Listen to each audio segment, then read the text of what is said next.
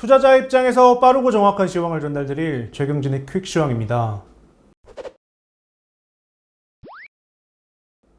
오늘도 개인만 매수하여 힘이 없는 시장이었던 것 같습니다. 어떠셨나요? 네, 오늘은 새 차를 사려고 벼르고 비교 검토를 해보다가 엔진이 제일 중요한 것 같아서 엔진이 좋은 차를 금요일 날 샀는데 오늘 그 차가 엔진 결함으로 리콜 대상에 올랐습니다. 네, 바로 질문 드리겠습니다. 오늘 시장 흐름은 매우 부진한 것 같습니다. 반등 시도가 한 번도 없었는데요. 이제 조정 국면으로 들어가는 건 아닌지 흐름 한번 짚어주시죠.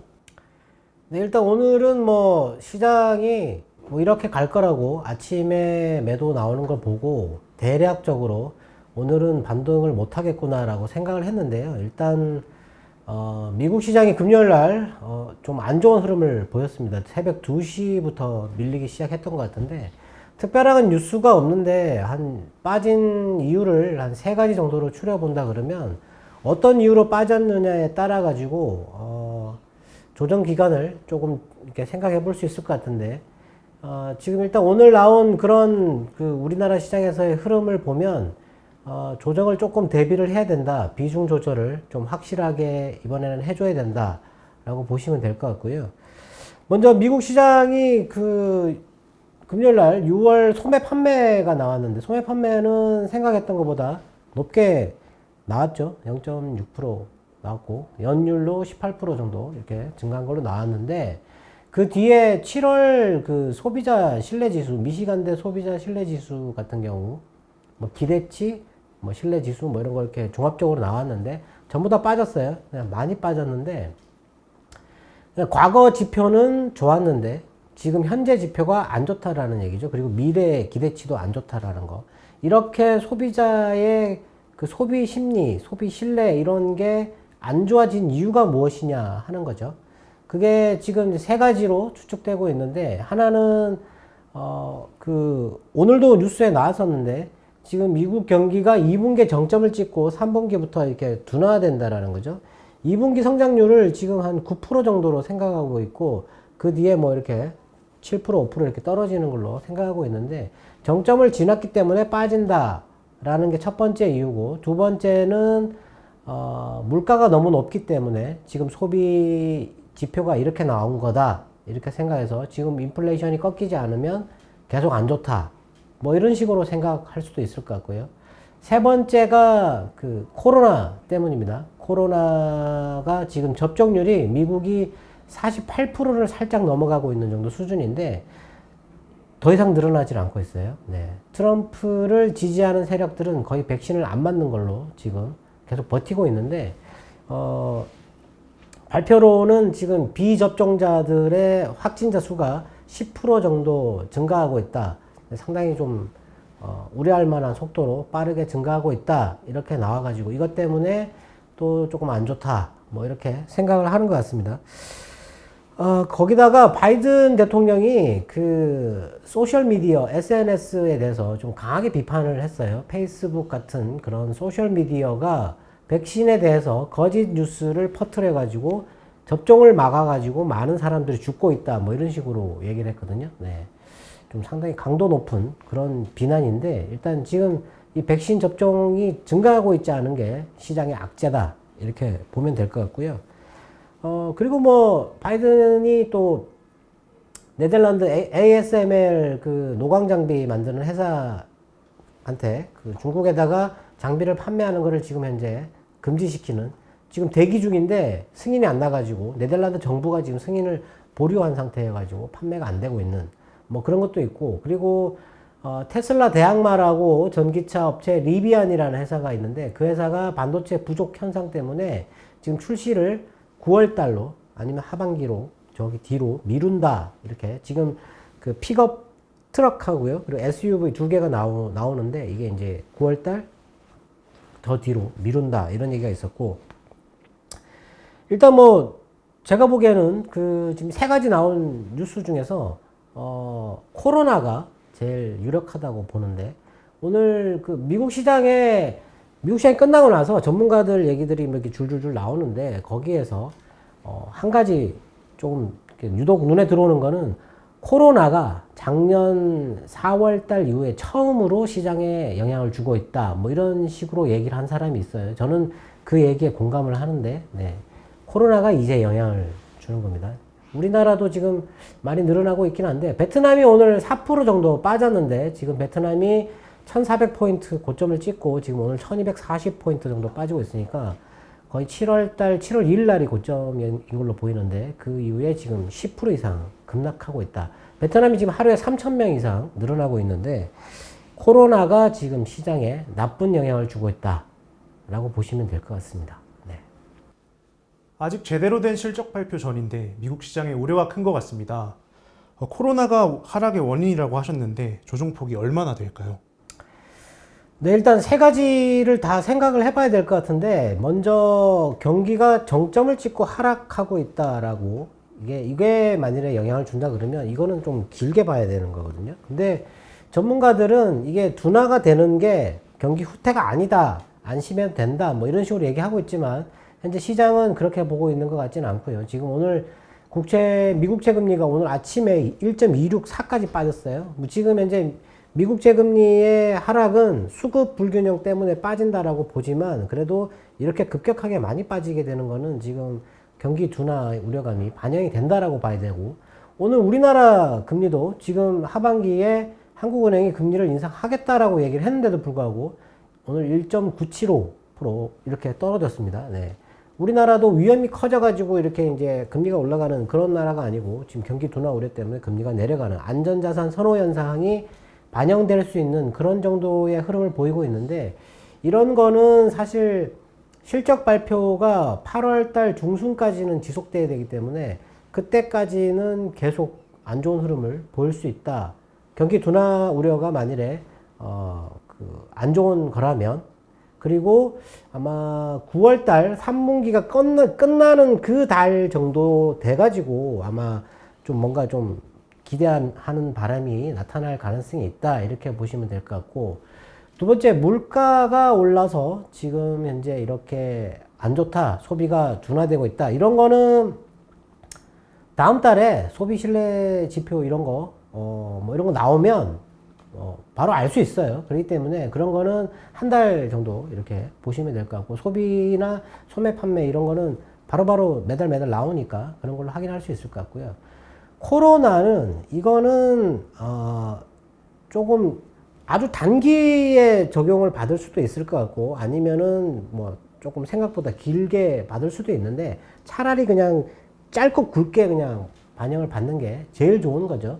지금 미국이 코로나 백신을 맞은 게 화이자랑 모더나를 많이 맞았는데, 화이자에 대해서 지금 델타 변이에 대한 효과가 상당히 많이 떨어진다라고 이스라엘에서 얘기를 했어요. 네. 지금 그 미국에서는 부스트 샷도 필요 없다라고 얘기를 했지만, 지금 이런 식으로 간다 그러면 뭔가 좀 백신에 대한 어떤 다른 뉴스가 나와줘야 된다, 이렇게 보여지거든요.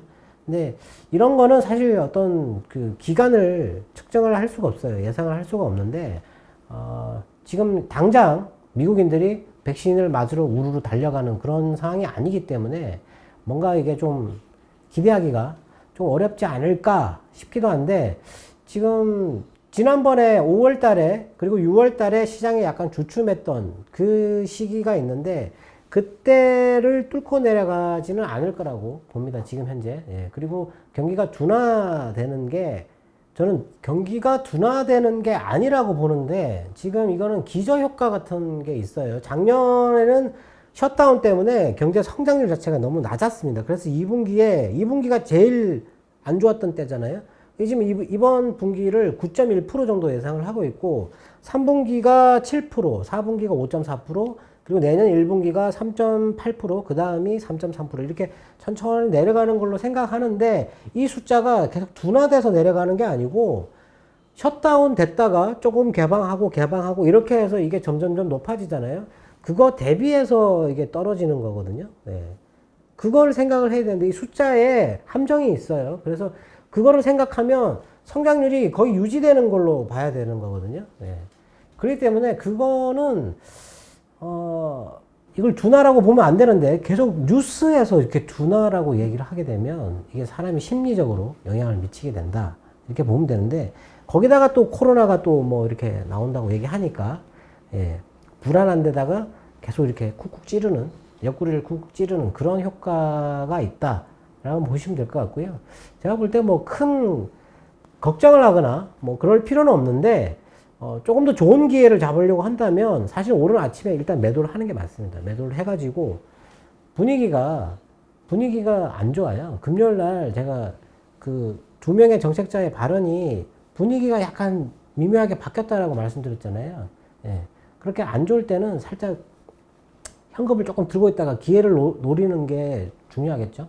예. 그런 기회를 잡을 수 있는, 예, 그런 정도의 조정이 올 거다라고 생각됩니다. 네. 지금과 같은 상황이 투자 비중을 조절하기 어려운 시기인 것 같습니다. 투자 비중을 어떻게 조절하면 좋을까요? 네, 투자 비중을 좀 조절을 할 필요가 있는데, 오늘 중국 시장 같은 경우가 아까 오전에는 마이너스였다가 플러스로 들어갔는데, 중국이 상무부가 오후에 늦게 발표가 있었는데, 국제 소비 중심 도시 시범 구축안을 발표를 했는데, 베이징, 상하이, 그리고 광저우, 텐진, 충칭 이렇게 5개 도시에 대해서 도시마다 그 소비 항목이 다 다른데요. 이렇게 묶어가지고 국제 소비 중심 뭐 그런 걸로 이렇게 키우는 그런 걸 발표를 했는데, 뭐 그래서 이렇게 조금 오르긴 했는데, 중국이 내일 그 대출 우대 대출 금리를 그거 기준금리 격이죠. 그거를 동결할 건지 인하할 건지를 발표를 할 건데, 지금 동결 쪽을 유력하게 보고 있어요. 근데 중국 시장 같은 경우는 지금 이렇게 금리가 많이 떨어져 있을 때 지금 지준율을 인하를 했잖아요. 효과를 더 볼 수 있거든요. 그래서 이럴 때 중국 시장은 오를 수 있는데, 미국 시장이 이렇게 하락하다가 상승 쪽으로 이제 방향을 딱 잡기 시작하면 이제는 중국을 좋게 볼 수 없거든요. 그때는. 예. 미국 시장이 금리가 지금 이렇게 발작을 일으켰다가 천천히 내려올 거라고 봤는데, 그 다음에 올라갈 때는 금리가 중국에 상당히 안 좋게 올라갈 겁니다. 그래서 그때는 안 좋게 보는데, 지금은 중국이 조금 괜찮다. 그래서 뭐 중국이나 이런 거 조금 봐도 되는데, 베트남 같은 경우가 오늘 많이 빠져가지고 추세를 완전히 이탈을 해버렸어요. 그러면 이제 코로나에 따라가지고 코로나가 좀 많이 확산되는 쪽은 비중을 아예 없애버려야 되는, 예.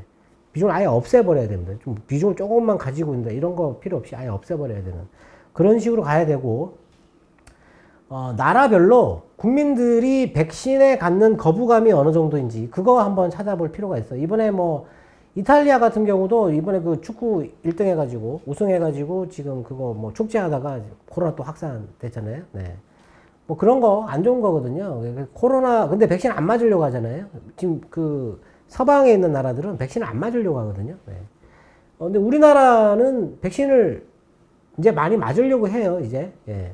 언론에서도 그 백신에 대한 어떤 그런 부작용, 뭐 그런 거 위험, 이런 뉴스를 좀 가대하게 포장해가지고 많이 이제 안 내보내기 때문에 좀 많이 맞으려고 하는 거기 때문에, 그러니까 백신 접종률이 좀 많이 높아지는 그런 나라들은 조금 더 좋게 볼 수 있다. 이렇게 보면 될 것 같고, 그리고 중요한 뉴스가 하나 있었는데, 테슬라가, 원래 완전 자율주행 이 서비스가 옵션이거든요.